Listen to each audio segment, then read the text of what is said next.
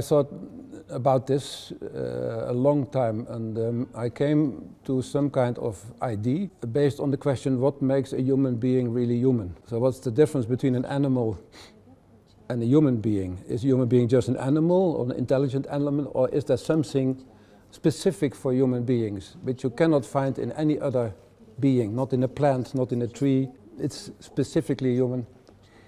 And I found three core values, so to say. And the first one is, and this is very fundamental during human history, is freedom. Freedom. All other beings are not free. They are embedded in natural cosmic laws.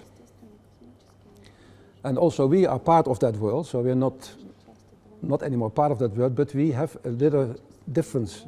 And that is that we have created our own world in this natural cosmic world, because the human soul is meant to be a soul in development, and it's meant to be a soul that becomes free and not only bounded in the cosmic. And this represents itself very much in the human soul, which is not harmonic, is not embedded in natural laws, basically, but it's something we create ourselves. It's paradox. It's a paradox world, so to say. So freedom is only something that human beings are striving towards. I've written many books, all under the title On Our Way to Freedom. It's not there yet, but it is something we are going to create. And freedom means that we are going to take responsibility. We have to take responsibility for what's happening with the earth, what is happening with other beings, with animals, plants.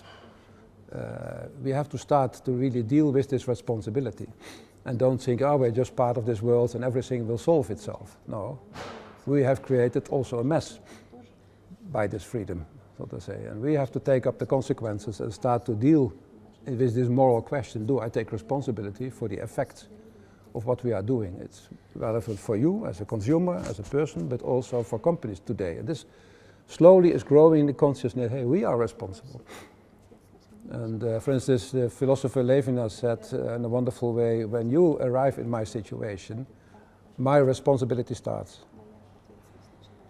This is the first. The second one is respect. I think the whole cosmic, the whole nature is in a kind of hierarchy. There are hierarchies, different levels, and I think unique for the human being is that we don't have to make ourselves smaller than other beings or towards each other, and we don't have to make ourselves bigger or more important or more influential. We can work eye to eye, and this is also a development. I call it respect. So common respect, that you are a human being, I'm a human being, and we have to respect each other, and we can respect each other so that you can grow and that I can grow and develop itself. Where other beings are very much embedded in as they are. The sense of all the other beings is given in the being itself. This is not the case in the human being. We have to create the sense of our lives ourselves. We have to create the sense of our meeting ourselves. It's not just given by law or by definition. So that's the second quality that I found specifically human. And the third one is love.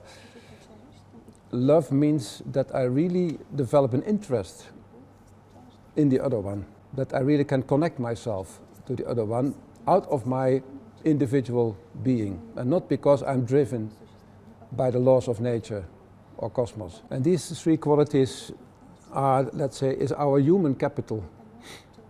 But they have a black side. That's the other side. The black side is we have fear, hate, and guilt. These are the opposite forces. So we are afraid, because we are not embedded anymore in the natural cosmic being. So a lion is not afraid. An ape is not afraid. He's moving, but he's not afraid. We are afraid, because we have fallen out of this cosmic security.